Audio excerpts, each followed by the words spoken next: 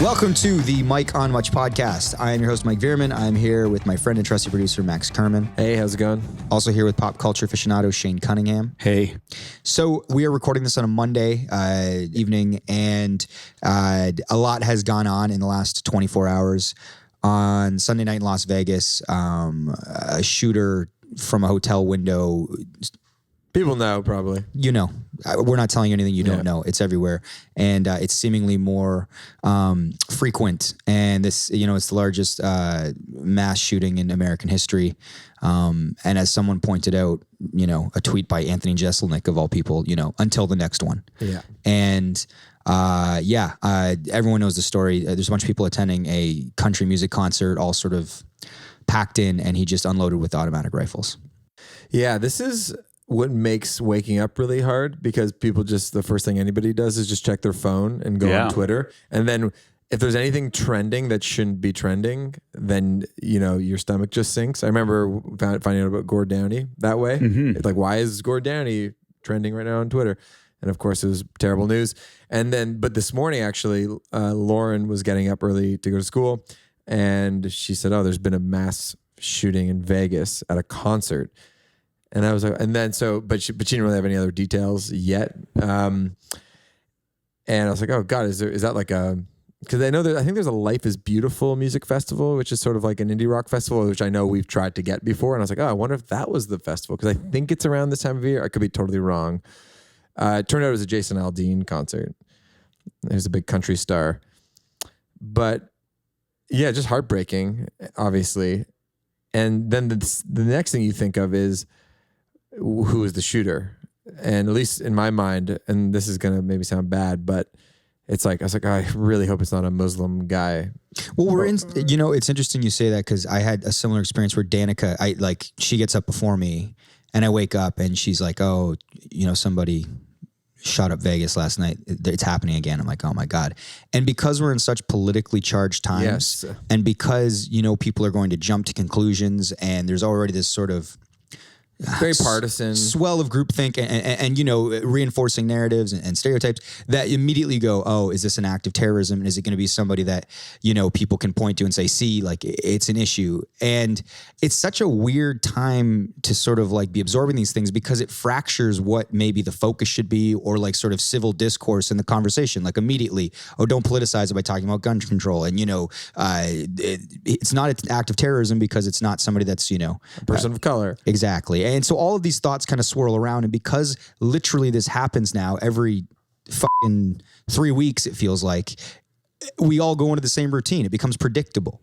Is it only considered terrorism if it's because of race or culture being a part of it? Well, this is what people are saying, is that if it had been a person of color or someone from the Middle East, they would have immediately called it a terrorist attack. Is there a way to define what terrorism is, though? I mean, the textbook definition of terrorism is to what? Cause terror. Yeah, cause terror. I say that's terrorism. Yeah. A lot of people, too, also kind of connect terrorism to an ideology. And so in that sense, if this guy is just an anarchist, is he a terrorist? Can you be an anarchist and you're still causing terror? But I mean, these are the fucking semantics that we're dealing with, instead of just like, it's like we almost immediately move on from the 58 people that are dead and the other 400 that are injured.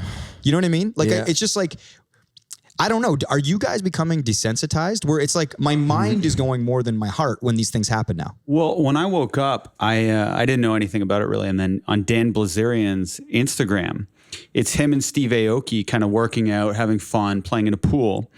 And then they're like kickboxing. And then it just cuts to him at a country concert. And then it's him filming, going, holy shit. On Insta Stories. Insta Stories with bullets flying everywhere. He goes, I just saw a fucking girl's head get blown off. Her brains were everywhere. And you hear, he's like, I'm going to get my fucking gun. And then he goes to get his gun and he comes back and there's just police tape everywhere. And it's almost like, is this a movie? Is this real? And then you look it up. That was the first thing you saw. Yeah, that's how you kind of alerted to it. I read, I guess the guitar player in, what's the singer's name? Jason Aldean's band wrote this sort of big piece that was like, listen, I've always fought for the Second Amendment. I've always felt like we should be able to carry guns. But after what I saw tonight, he's like, me and my crew, they had guns, but they were useless. We couldn't get them because the police would have thought we were the shooters. He goes, and you realize that when someone has an automatic, here's the thing, if you're not able to buy an automatic rifle, that guy in his window maybe shoots one or two from that distance. Who knows? He unleashes in a concert, they get away. But when you can unload like that, it's not guns, it's assault rifles and those semi-automatics and all that. It's objectively a ridiculous argument.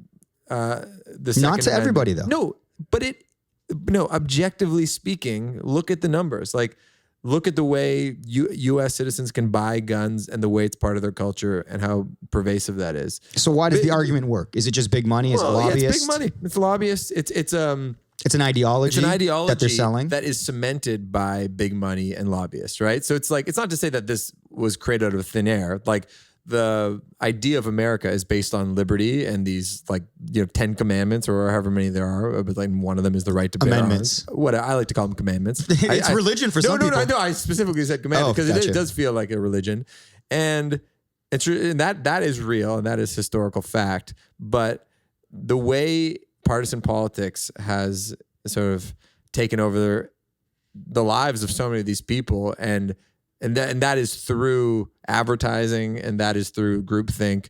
It's objectively going to yield terrible results. It keeps on happening. Can there be a middle ground where you can buy guns? A gun to me is different than an assault rifle, though, because you can kill someone if you really want to. You can kill someone with a car or a knife. You can kill a couple people, but you can kill a ton of people in a very short amount of time if you have a semi-automatic weapon. Yeah. So it changes the game. Like, you need a full SWAT team to take down one guy all of a sudden. Yeah. I guess the only reason why they caught him is because his hotel room's fire alarm was going off. And that's how they figured out what room he was in, because of all the bullets. So, okay. So, I mean, and obviously, and again, we're in a political discussion more so than a discussion about victims and motivation and how this happens. But why can't... That's why it happens, because this guy probably, I guarantee you, he purchased this gun legally, these assault rifles, and that's why it happened. Like, he might have just been a mentally ill person and there wasn't a lot of rhyme and reason behind it. So we can't get into the psychological aspect too much. And all the victims, it sucks, but really the issue is being able to purchase the guns. Him having that firepower. Yeah, I think that's the root problem. So how come people can't meet in the middle and have, like, I don't know, civil discourse? Why? Because here's the thing, what you just talked about, advertising and groupthink about the right, let's say. And the influence of the NRA and like... But here's the thing, they think that about the left. They think that everybody's being influenced by celebrities and liberals in Hollywood and like sort of like George Soros and all of this. They think everything that people on the left think about the right, they think that about the left. So nobody can come together. Of course, and that's okay, and that's fine. People are wired differently, and people have sort of maybe like inherent belief systems based on where they're from, and that's all fine. And I think on a certain level, that is the strength of a country, is the diversity, and that's all fine. But when we're talking about life and death, it's not fine. Like, you have to draw a line somewhere. So it's like, you can argue about this and that. There are a lot of things you can argue about it, but when it comes to the amount of deaths per, like, even handguns in America, it's unacceptable. It's like, the proof is in the pudding. It's like, this isn't a subjective conversation. This is an objective fact that way more people die in America per capita. So it's like, there's not much of an argument, to me at least. And I get that, like, I'm a liberal guy and I was raised by certain types of parents, et cetera, et cetera. But yeah, this is not a subjective conversation, to me at least. I mean, someone could probably say, well, it is a subjective conversation, but the numbers speak for themselves. Well, I mean, it sucks to say it again, because I feel like we were just doing this with the Ariana Grande concert, but our thoughts are with all of the victims' families, the first responders, everybody that was there on the ground in Vegas that had to live through this and are going to be living with it for the rest of their lives. Yeah, I saw the Arkells retweeted a thing from the hotel Mandalay Bay asking if there's any sort of trauma workers or like sort of social services, if they can come in and donate their time to help the victims. And Lauren's actually, the reason why she's getting up, she's going to nursing school, and just like all the credit in the world to people who work in social service and are civil servants, especially when it comes to just helping people in need, because compared to what the three of us do, they are truly doing God's work and doing the heavy lifting, and that kind of work really needs to be elevated and respected. And not to go on a little tangent here, that's why you invest in communities and why you pay people who work these tough jobs decent wages. Because when you see these support staff who work in group homes and with people with disabilities, and seeing that they're getting paid barely more than minimum wage, which is the case a lot in America, it's a travesty. It's insulting, and it doesn't help grow healthy communities.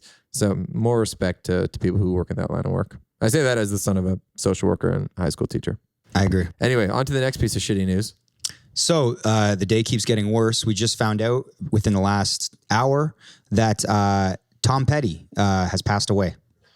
He had a cardiac arrest late last night. They brought him to hospital. He was on life support, I suppose, for most of today.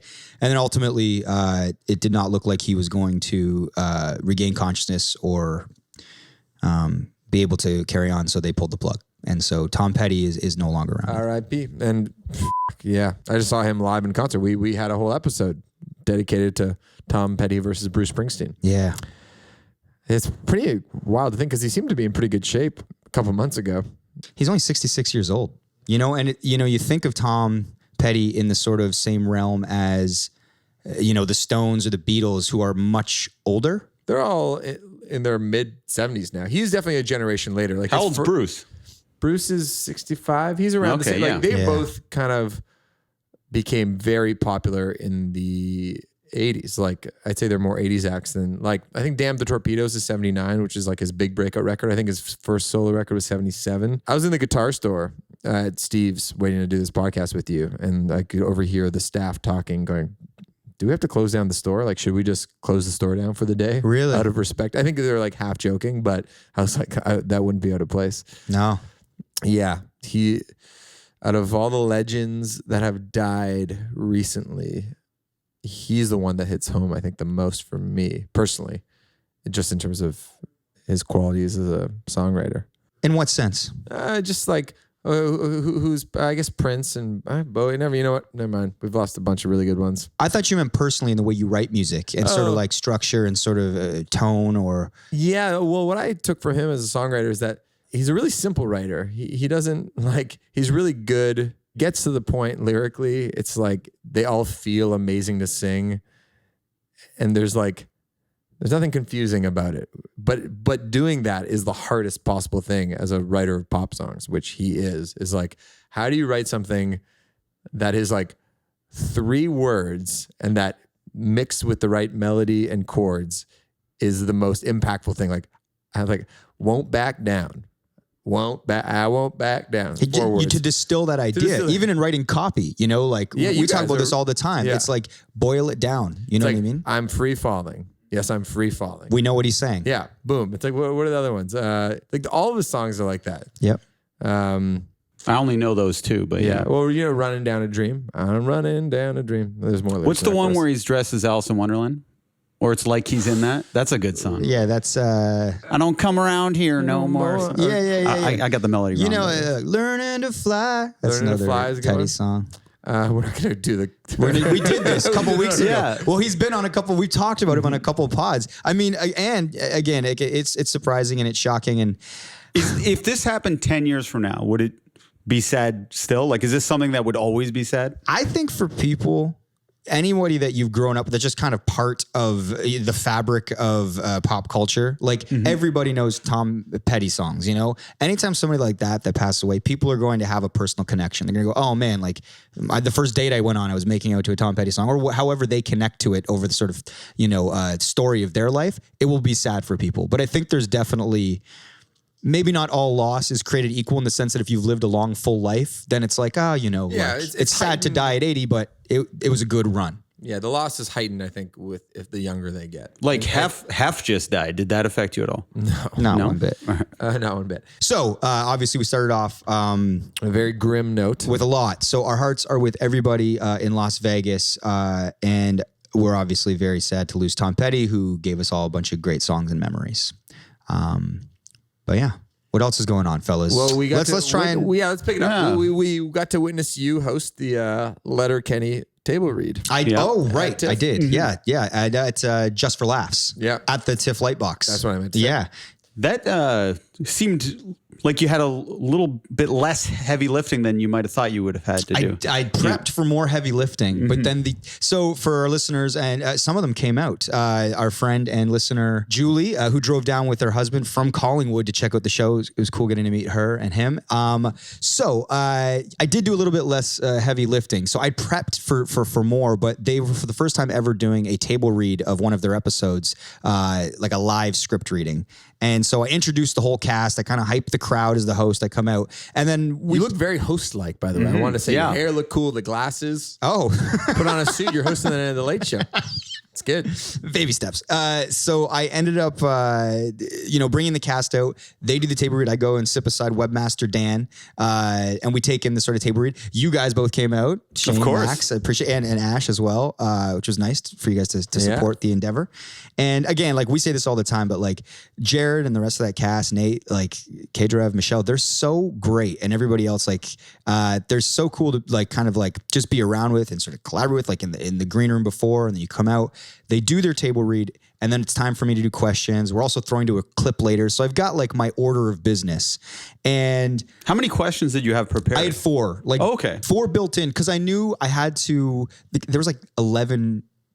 This is like an 11-person cast, and they all had to sort of be able to answer a question, which is fine. They're very democratic that way. That's tricky though, because one question can last 20 minutes. Well, the idea was we started off with this one question. How did you guys get on the show to begin with? And that was a question that we had thought about. Yeah. And that was the way we'd get each one of them to say their piece. And then we'd get to more questions. Focus in on, on Jared mostly. Totally. Yeah. So, but by the time like 11 cast members answer how they all came to the show, we were basically up for time. So, and like part of those jobs is kind of managing the clock, get it, like feeling it, being like organic. Because if you get too stiff or try to stick to your thing, it's weird, or if you're not loose enough. So knowing that time was up, I was like, I basically just have to ditch these other 3 kind of questions, throw to the clip, mention there's merch in the lobby, and keep it moving. Well, I want to apologize to you as the producer, Mike. I haven't talked to you about this yet, but we had a phone call, as we do before the show, going over the questions. And I said, I think that first question to get everybody involved will feel really good, because, when one of these actors or just working actors gets to be on a show like this, that becomes really successful and popular, it's very serendipitous, I'd love to hear about their story. And so Mike, and you're like, yeah, it is serendipitous. It can seem serendipitous when you look back on how you all came together. When you look back on how all these things came to be, because I love hearing these origin stories about, how people get their break. So then you opened with that question and you said the word serendipitous. And then the first thing Jared says back to you is like, I don't really know what serendipitous means. That was hilarious. And then like 2 more people were like, I don't know what serendipitous means. Well, one guy said he had to Google it. Oh yeah, it turned into a bit. So I felt like an idiot because... it gave juice to the thing.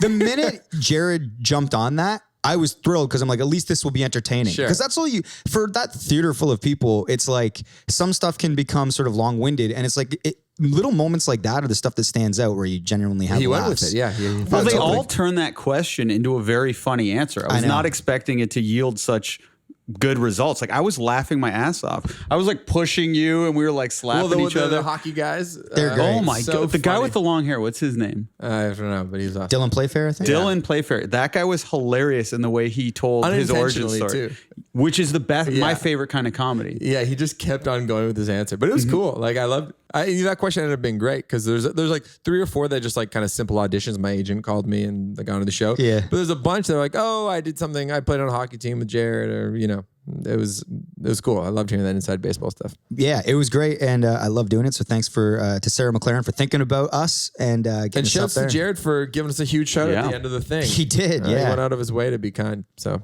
about the podcast. Yeah. And who's the other? Nathan. Right? Is the other ones? Yeah, Nathan Dales. Yeah, well, I got to meet him after, and I thought he would think I was meeting him for the first time. And I went to shake his hand, and he came up. He's like, hey, we met at 5 times. And he came up and gave me a hug. I was like, wow, that's awesome. Like, they're both the nicest guys with apparently photographic memories. Yeah.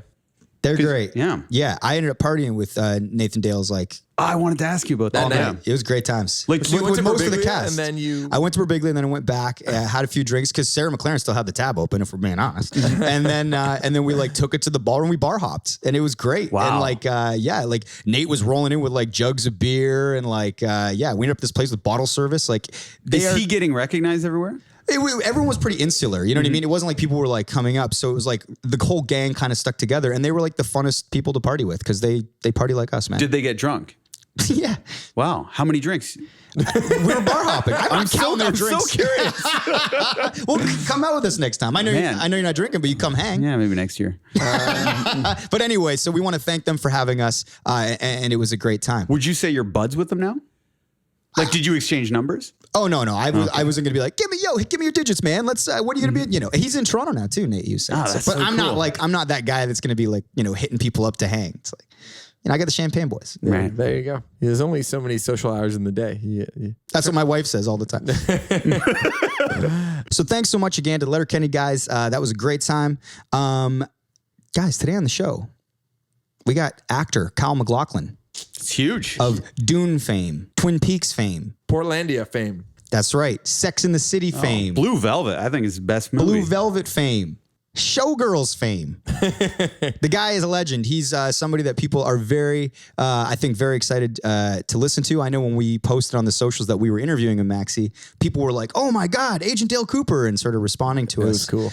And so to set this up a little bit, as a lot of our listeners know, we were at a bachelor party in Miami, Florida, South Beach for our friends Sean Dawson and Matt McPeak. And this interview came up as part of TIFF, as an opportunity where it's like, oh, would you guys be interested in talking to Kyle MacLachlan about the finale of Twin Peaks? We were like, shit, we know we fly in the day that this interview is happening. This could be a real stretch. But we were like, we're doing this. Like, it's happening. It basically happened right after we got off the plane. Yeah. And we like rushed to this interview, which was at the Ritz-Carlton, downtown Toronto. And we literally came in off of like a night out in Miami but prepped. You know, he's not the kind of guy you want to see after you've rolled in from a 4-day bachelor trip and you haven't slept anything and you've just drank like 1,000 beers. He has a dignity to him. He was dignified. Well, not only is he dignified, but he's also at least 20 years older than us, but looks like 70 times better than us. Right? Like that's true. It's just like, he's got this like suit on. He's like, you can tell he's kind of jacked. He's got like great hair, perfect skin, like all that stuff. And we were just like wearing sweatpants probably and just looking like a bag of shit. We got like the sunburn, we're chafing. But we come in and so one thing that happened, so we came in, we told him straight up, we're like, we literally just got off a plane from Miami, but we weren't missing this interview for the world. And then he was like, bros before hoes. He did not say that. He was like, oh, South Beach? Like he was engaging. So this thing was kind of like a junket setup. So we had to like go in with all our gear, which is kind of awkward. It was like a setup room. And in these junket setups, you kind of get a set amount of time and you've gone in after like, oh, the Globe and Mail was just in here or E-Talk was just in here. So you're kind of part of a bit of a car wash. We were the last interview of the day. We go in. There was a kind of like, we were a little low on batteries on our recording device and it can be a little bit glitchy. So I like hit record, we sit down, we do like a bunch of our preamble. We talk about South Beach a little bit. He's being really nice about it. We talk a little bit about the finale of Twin Peaks, which I hadn't seen yet. And so I was like, no spoilers, Kyle. I'm like, so you miss a bit of that banter. I realized that the recorder had like stopped maybe like 10 seconds into recording.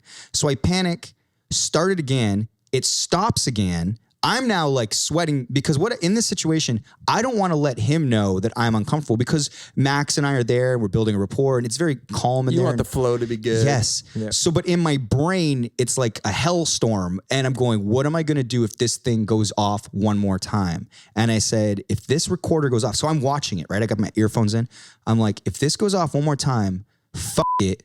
I'm pulling out my iPhone and I'm going to just do the iPhone like it's like a microphone. Like Would you tell him you're doing it or just seamless? I would try to keep it completely like just a normal part of the interview. Just fucking with your phone, looking at him.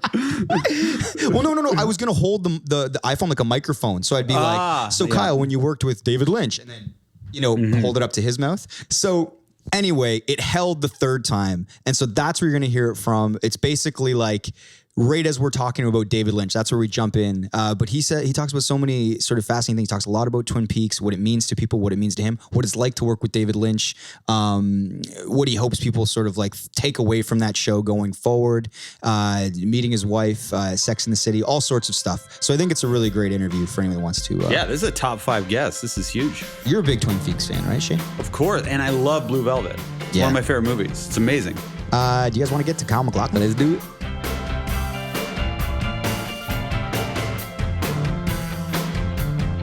Well, when we talk to actors who've had the opportunity to work with acclaimed directors, like we're always curious to really hear about, I guess, the temperament of a director on set. What is David Lynch like? He is one of the kindest, most easygoing, and yet focused and very specific directors I've ever worked with.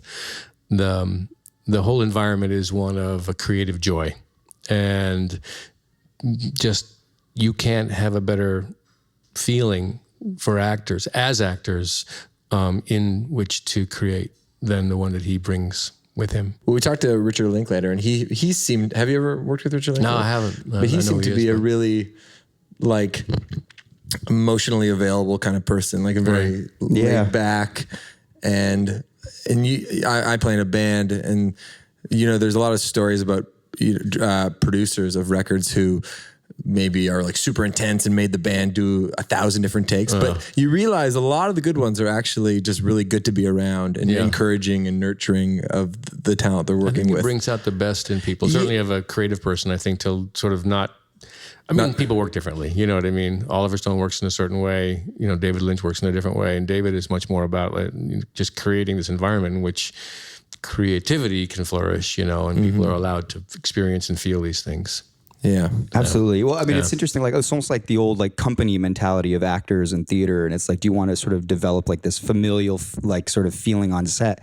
Right. Is that how things worked with Twin Peaks? Yeah, I mean, obviously, a lot of the people that were returning. I mean, everyone returned that could, and then the other actors that were there, many of them had worked with David before. And we're so excited and got the drill, and then it was fun to watch the newcomers come in and, a lot of uncertainty on that first day. What's David going to be like? Am I going to, be okay? What's he going to do? Yeah, sure. So I remember Belushi was saying, he was just really to know, and came in and David puts everyone at ease. Like that's the first thing, and just welcomes them in, tells them how grateful he is that they're there and looking forward to the working process. So he welcomes everybody in to the family. Do you think he's aware of the fact that maybe he is intimidating or perceived as eccentric? Good question. I don't know. He has always just been David to me, Right. And as a person, he's incredibly accessible and easygoing and fun and great sense of humor. At the same time, we all acknowledge that his vision is singular, and unusual, and everyone gets really excited by that because it's different than anybody out there. There's nobody like him. As an actor, do you prefer sort of a collaborative direction, meaning you want to be able to give your own notes, your own takes, or are you fine with working with a director who says, hey, my way or the highway, this is how I envision the role? I like the ability to work and share ideas back and forth. Yeah. That works best for me, but I'm flexible. I'll work with anybody that however we do it, we're going to do it. But with David, he's pretty specific. It's already there in the script for the most part. I mean, that's the thing. That's the blueprint. And then it's just about bringing that to life. And so we collaborate in a very easy way. Just the direction is gentle, few words maybe, and just some thoughts. And it was some of the great directors I've worked with. I worked with Alfonso Cuarón on a pilot script, and very, very much the same way. Just kind of these are the thoughts, and kind of and if he had direction, he came in and he'd say, oh, maybe a little bit of this. It was really about shading more than hammering. Sure, what I mean? Yeah, absolutely. I mean, coming back after 20 years for such a sort of beloved and cult piece. how hyper aware are you guys? Like, I guess the point is like I'm trying to make is it's risky. And when you guys are making it, do you see there's like a positive challenge, or is it like with a bit of trepidation and like, oh man, people really love this thing? Right. I think we all felt, we know people love the original, we're fans of the original, but upon reading, and not everyone got a chance to read the entire script, but upon reading it, I was very much aware that these were new stories and a new direction, which was exciting, as opposed to a nostalgic return to something that some people wanted to go back there and relive that and experience that again. And I said, that's not what this is going to be. And I hope that they're okay with it. And most people were, they went on the journey with David Lynch. They're David Lynch fans. I mean, you can draw a pretty distinct difference between the David Lynch fans and people that were sort of Twin Peaks fans, but not necessarily David Lynch fans. So there were two different camps. But those that got it and were following David were very much along for the ride and very, very interested and loved everything that was happening. And I think we all felt like while we were revisiting a territory that was much beloved from the past, we still were aware that it was going to be new. And I was very much aware of that because I was actually doing new characters in the show. So when, you mentioned hopefully people are along for the ride and they've enjoyed it, and I think they absolutely have. How aware are you of reviews? Do you read reviews as an actor? I'll read, I read a lot of the writings actually. They were more, it was kind of obvious. I recognized early on that what we were making was something very unusual and different and not for everyone. Yeah. Whether it was good or bad was someone's point of view. I didn't really care. But most of the reviewers that I read, the ones of that I think that hold merit, were very interested in what was being made and what it meant and what it was saying to them. And they were writing about it in very interesting ways. And it wasn't like, oh, this is terrible, oh, this is great. It's just like, wow, this made me think like this made me feel like this. This is something I've never seen before. This is unbelievable. Anyway, they were all positive. Yeah, they're like recap think pieces more so than critiquing like...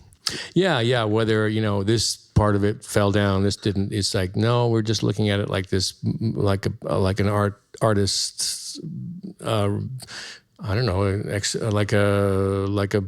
David was doing, a series of paintings, 18 paintings, so it was sort of like that. So, and there was some fascinating stuff that was being written about it. Yeah. Stuff that I learned from. I was like, oh, that's an interesting way of looking at that, or that's an interesting way of looking at that. So that's the best when I think shows can do that, where, everybody looks at the same painting, if you will, right, and they all see something different, or it speaks to them in different ways. That's exactly what David's intention was, I think. Yeah.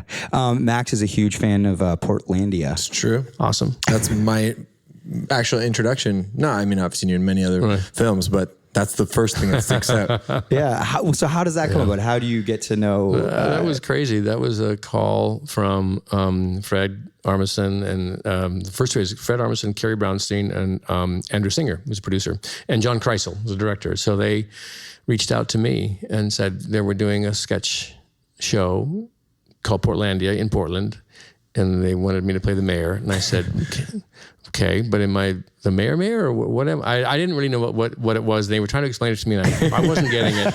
But I said, you know what? I'm in. You guys are great. Were they fans of Twin Peaks? They were fans of Twin Peaks. That's what I assumed. Yeah, there might have been certainly a connection there.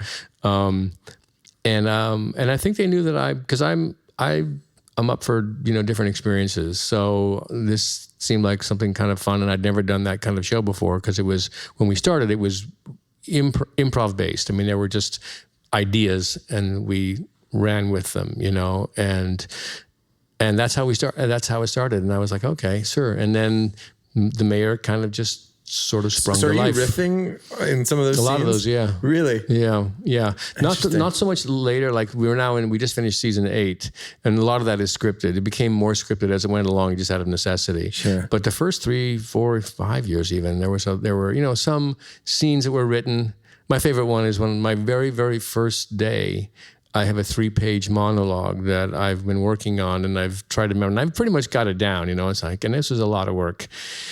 So I'm like, I get to work, and I've got it there, and then Fred's there, and I'm like, all right, Fred, this is a long one. I feel pretty good about this. He said, oh yeah. Well, don't worry about that. here's some other ideas. And I was like, I just spent hours. It's like, okay, it's not going to be... I did all my prep. I'm like, oh my God. So it was... Does he make you laugh a lot on set? Yeah. Because I don't know how you'd be able to keep a straight face because you can tell that he's improvising a lot. And he is. You just can't predict the things that are going to come out of his mouth. No. It's when the three of us are together, when Fred, Carrie, and I work together, there's... the goal is really to make somebody laugh, and I rarely, once in a while, if you get a snort from Fred, that's high praise. Sure. You won. I won that round. Yeah. But that was very rare. Oh, wow. You usually got the snort out of me. I'd love to see the outtakes. I hope they're going to put those out sometime. That's a really good idea. A lot of bloopers. Yeah. Yep. You've had a lot of signature roles, and for instance, Max Portlandia, Max's girlfriend, knows you from Sex and the City. Oh, yep. I watched Showgirls a lot in the 90s as a young man. I'm sure you did. Why not? When someone comes up to you on the street, they maybe recognize you. Can you kind of suss out what they know you from right away? Can you profile the person about to talk to you? It's like, I know who this person is. Yeah, I feel like I try to do that, and I'm 50-50 really, to be honest. Sometimes I'm surprised. Someone will say The Hidden. I'll be like, oh my God, you like The Hidden? Wow, that's a really good movie, but it was a long time ago and not very many people saw it. But so I'm surprised too. With all the roles that you've done, where do you think Agent Dale Cooper sort of is he's on the hierarchy? Top, yeah, I think so. Certainly my favorite. And with this latest series of 18 Hours, the Cooper, Mr. C, Dougie trio was just, I've never had the opportunity to do that before like that, or to play those kind of characters. And I was overall pretty pleased with the way it turned out. So that to me right now is kind of where it's the high point. Related to that though, more people probably watch Sex and the City than Twin Peaks, but just numbers wise. Sex and the City, I think is one of those. It's almost like I Love Lucy, right? It's on somewhere. It's on somewhere all the time. Yeah. But your role in that was smaller. Do you feel as connected to that show, even though more people might know you from that show, like in the common? I'm connected to it, but not to the same degree that with Twin Peaks, obviously. And I think. Listen, that was a great opportunity on a number of levels. One was that we were filming in New York, and I had just met the woman who's going to become my wife, but we weren't married yet. And so it offered me a chance to be in New York for a greater period of time than I would have otherwise. So that was pretty fantastic. But the show was phenomenal. First of all, the writing on the show and the idea and the concepts were unbelievable, and then the girls were great. It was really that experience was terrific. Oh, that's interesting. Yeah, you never know what someone's experience is on set or how closely they feel kinship with the writers or right. So it's interesting to know that sometimes the big ones are also Michael Patrick King, Jenny Bix. There was a whole slew of the writers there that were just really, and they all have gone on to other things, but they were just so clever. It's good writing to me is still like I'm profoundly moved that someone can actually do that, because it's not in my wheelhouse at all. You've never dabbled in writing? No, I've tried. It's not worth it. It's not worth talking about. No, I think I found my place. I'm happy with as an actor interpreting. Yeah, it's interesting that you met your wife while shooting the show, and that that experience brought you there for that moment in time for things to meet up. I'm always fascinated by where life brings us, in the sense that I think it was Joe Walsh from the Eagles I saw in a documentary saying, life when you're living it seems like random and chaos, but when you look back, it seems like this finely tuned tapestry, like the novel of your life, like you had to be in New York at that time. Right. How much do you believe in the idea of sort of fate? I do. I mean, I think it plays a strong part of our lives, I think. And you can influence that, I think, at least I feel like I can, by just setting in motion things in your mind like this. I have a goal here. I'd like to do that, and then, just thinking about it, moving towards it, and, just trying to push against it a little bit. And those things, if that's not where you end up, ultimately you're setting yourself in motion, which is really important, and you will end up where you need to end up. I think I do believe in that. Yeah. Well, you've had like a long and illustrious career. Were there times where you felt this isn't happening or it's not going the way I want? Like, were there frustrating setbacks? Sure. Yeah. There were a lot of times when just, work wasn't coming that I wanted or was excited about, and you sift through and you find something and you're like, okay, well, I'm going to do this. And you make the best of it, and you work hard and try and find something in there that's worthwhile and stay the course. Just working is the most important thing. Is whenever actors ask me, what can I, any advice, I say, just work. If you can, do something, but keep working. Yeah. Because it will lead to other things. It's that in motion theory, It's like if you're working, okay, it may not be the thing you really want to be in or want your friends to see necessarily, but you're doing something and someone may see it and that may lead to something else. So, yeah, be in motion, make moves because it leads to other moves. Yep, get in motion. Yep. Absolutely. Yeah. I guess lastly, as we're wrapping up, and as Twin Peaks has come to a close, and I believe I read, because again, I didn't want too many spoilers, that you said that there's probably not going to be... Well, there have been no discussions. Right. So, and that's not a thumbs up or a thumbs down, just no one's talked about it. So I don't know what's going to happen, but that's where we are right now. So without getting anyone's hopes up, it's just, there have been no discussions about it yet. I don't know where they are. I don't know what they're thinking. So if this is the end, what do you want people to take away from Twin Peaks and Agent Dale Cooper? Everyone's going to have a different experience. And I really believe that based upon the 18 hours that I've seen. I hope that they are open to the idea of that journey. Because it's a commitment. But I do think there's things in every episode that people are going to just be, overwhelmed by, I think, and experience that is important. So I would say, if you're up for it, take that journey. Go on that trip. Do you have anything to add, my friend? No. Thank you very much. This is awesome. It's nice to be here. Nice to talk to you guys. Really appreciate your time, man. Thank you so much. Please. My pleasure. Welcome to The Dessert. We are here with our friend and pop culture aficionado, Shane. This is your segment. What do you got for us? Well, I'd like to talk about something that kind of bummed me out last week. Uh-oh. So... Does this involve Max or I feel nervous. It involves you guys. It involves a bunch of things, actually. I'm not mad. I was just more sad, disappointed, angry. It's like, I'm not mad. I'm sad, angry, furious. So it's kind of hard to give context, but our friend Sean Menard recently did a documentary. And for our listeners, we've talked about Sean Menard. He did the Carter Effect at TIFF. So I was kind of asking him for tips on his success because he reads a lot of self-help books. So after I saw him with LeBron and Drake, I'm like, Sean, send me books that'll make me successful like you. So he sent me one called Speak Like Churchill, Stand Like Lincoln, and one called Talk Like Ted. It's about all the people who do TED Talks. So I was like, oh, this is perfect. It kind of, everything's about how to speak, how to tell a story properly. And that's what I do on the pod. Yeah. So I'm like, and you're good at it. This will help me with my my job.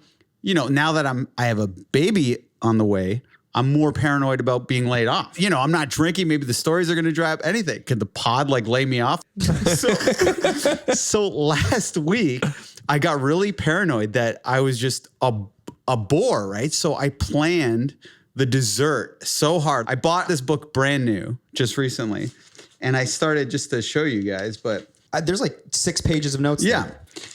So I'm still going through the other notes. So I plan it, then I type it out. I reorganize my notes. Holy shit. Then I go to memorize it like we would a wedding speech when we're emceeing. Mike and I do emceeing sometimes for wedding. And you know how extensive that is, right? I do. So I'm like, okay, this is going to be great. This is going to go over so well. The day that I'm going to do my big epic dessert, I go play basketball in this local community center with a bunch of kids.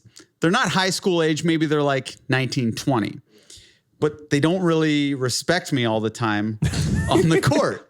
Sometimes they call me the N-word. It's weird, right? I'm white and they call me the N-word. It's just how these kids talk though when they're trash talking. It is, but it's a little jarring for me. Sure. So we're playing American. And American, basically, it's one-on-one versus everyone. I'm playing with 4 other guys, and it's a very exhausting game.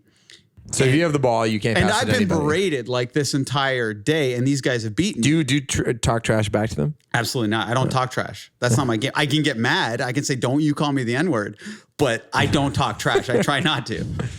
Good. So there's this NBA prospect. His name's Ronaldo Dixon. He's really an amazing player, and all these kids look up to him. So he comes to just sit and watch our game of American. So I go, I'm going to kill these kids now. And like when I play really psychotic, I cannot be beaten. Like Mike knows back in the day, like I used to like be much better than I am now. But so I just start dismantling all of these kids in this epic match where I go way above my level of fitness or my skill level. And I was telling myself, I'm doing this for my future child and I want to school these kids in front of this NBA player. But after the basketball, I'm like, oh shit, this is my big dessert. Yeah. That I'm supposed to do for you guys. And I'm exhausted and my brain isn't really functioning. My head's like throbbing. My memorization isn't like it was before I went to basketball. You exerted all this energy. So I get to do the dessert, but we do an opening first, right? We did, yeah. And my brain's just not working. And you guys are making all these music references, easy stuff. Like you mentioned a Rush song and my brain flipped it to like a Styx song. Yeah. I didn't know if you were doing a bit or if you're really that ignorant. No, I'm telling you, my brain wasn't firing on any cylinders. So then when the dessert happens, I'm like trying to like rifle through my notes to give me little reminders because I've forgotten everything I had planned. And then I just start drooling on and on. The longest dessert and on. ever. And Max, he's a busy man and you always have to go somewhere. He was in the studio that night. And Mike is very, like your eyes are always like, come on, buddy, you can do it. Like you always motivate me, right? I try to encourage you. And Max's eyes are always like, get to the point. I gotta go, right? So you always make me so nervous because you have no attention span either. So if it's not very funny, your eyes will dart or whatever. So I'm just like, oh my God, this is the worst bomb I've ever done, like dessert-wise in terms of story. It clocked in at almost 25 minutes, which is very long. And at the end of every dessert, Max says, that was great. That's just something you say. But then you're just like quiet and you're like, ooh, I might have to edit that one down. So I'm like, oh man. And you're very busy. So I ended up having to edit it down. Thank you for doing that, by the way. And I knew you just want control of your own opus, your 4-hour dessert. It was an opus. That's exactly. the appropriate word. So afterwards, I'm really inordinately down on myself. So I go to the bus and I start looking up Michael Jordan's worst games. Like I'm trying to, and then I find out he actually didn't really have that many bad games. It just starts talking about how great he is. So then I'm like, okay, Babe Ruth, he struck out more than any player ever, but he also hit the most home runs. I'm trying to make myself feel good. And then I'm like, no, I'm going to look at podcast reviews, right? Because those, a lot of times I get mentioned in those. People love you. So I go to check out the review. Dan, I know he's very diligent on this, so he knows what I'm talking about. I don't know. I don't know either. And I was hoping... Did Webmaster Dan just say, oh no? I heard an oh no in the room. Okay. Yeah, so I'm like, oh, sweet, there's a new review. I get all excited. I go down to it. The subject heading is "Love Mike and Max!" Exclamation point. Oh, jeez. I'm like, okay, they clearly just left me out. I'll be in the body somewhere, something that's positive. I'll just read it right now. Yeah, read it out. I am really enjoying Mike and Max's thoughtful interviews. Nice to hear well-researched questions and effort to shake things up. I am really not a fan of Shane, however, and he doesn't seem to fit in with these two other gentlemen. Love from your Arkelians. The Frank Turner interview is stellar. Yeah, Frank, that was a good interview. I'm like, do I not fit in with... Max is now looking at this review. I want to... I'll send it to you. Don't worry. My whole world is crumbling. I'm like, my best friends, closest friends. I do the pod. You were the best man at my wedding. That's do true. I not fit in on the pod? Like, am I not a gentleman? Well, those are two different questions. Wait, okay. No, but what isn't gentle? How aren't I a gentleman? Well, your stories. I'm against semi-automatic weapons. That is true. Yeah. Guys, everyone loves them when they're all crude and stuff. Just because I'm like trying to spice it up doesn't mean I'm not a gentleman, right? Do you have a hot take on this, Mike? I was waiting for Max's take. I would say that what you bring to the show is different than what I bring and what Mike brings to the show. And the variety is the spice of life. And I'm glad each one of us has our own lane to go in. And I think we complement each other just fine. And here's the thing that I've learned is that you can't be everything to everyone. Okay. You know, if you listen to just I did one interview on this pod with Frank D'Angelo, and I thought I was a pretty good gentleman. You got great reviews. So I tracked this person down. I tried to. No. Well, I tried to. I don't know if a gentleman does that. Yeah, I don't know if a gentleman I just wanted to see this person. berates other comedians. So, no, it's not a comedian. No, but I was referring to an earlier episode, but yeah. He was citing evidence in the Eddie Delasepe case. Well, someone wasn't being a gentleman to me, so I fight for kindness. Fight for He's a kindness warrior. So this is the name is Hunter_YWG. So they don't follow. So they're such a big fan that they're commenting on this, yet they don't follow us on Instagram. So I'm like, okay, let's see the connection to the pond. They follow Taggart and Torrens, right? Okay. I'm like, okay, mate, is this Jeremy Taggart's wife or what's going on here? That episode is the episode where I announce my veganism. Oh. So I'm like, are they just against the fact that I'm a vegan? I don't know. And the Frank Turner interview, I guess I was using bad language. Right. Okay. So she listened to the Frank Turner episode, She listened not to the 2 D'Angelo. episodes is my hypothesis. Yeah. So I'm thinking, okay, like I have gentlemen on the brain. Then I'm like, shit, September 27th. I'm looking at the date. I'm like, it's my sister's birthday. What reminded me of it is she's dating a guy who is a gentleman. She said I've been trying to set her up with a nice guy forever. She's been dealing with a lot of people sending, dick pics and very ungentlemanly things to do. Well, a gentleman wouldn't say the phrase dick pic, but carry on. What? A penis picture. So I send her a message because she finally found a guy. She celebrated her birthday in Vegas, ironically. I go, Tiff, happy birthday. 37. Wow. Can't believe it. How's it going with your guy over there? This total gentleman. And she goes, he poured me drinks that had too much alcohol and I couldn't even walk. Then we went to a hockey game, but he didn't want to pay $70. So he walked back and he was really negative that the tickets were so expensive. Then got drunk on his own. And I heard the cops bring him back to our room. Then he peed on our bed, wouldn't go to sleep and lit up a cigarette in our room. So, sometimes judging a book by its cover, it's not all it seems, right? Is I guess my point.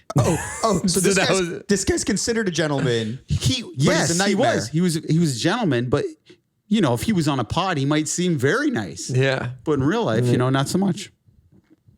And that's how I'm going to end it. That was really good. I think that was great. Yeah, that was awesome. That was really good. I'm really overcompensating. That's it. That's all. That's our episode. Thank you so much for listening. Thank you to Kyle MacLachlan for being on the show. Again, our thoughts with the people in Las Vegas. Shout outs to Tom Petty and all the great work he did and all the memories he left us with.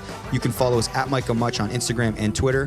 Huge shout out to Jenna Gregory and Tara Paquette for providing all the artwork for the show. Shouts to Sarah McLaren, Greg Stewart, Justin Stockman, Webmaster Dan. The Micah Much podcast is produced by Max Kerman, and I'm your host, Mike Veerman. And Shane is one of our best friends in the world and a total gentleman. See you next week if we don't die on the weekend.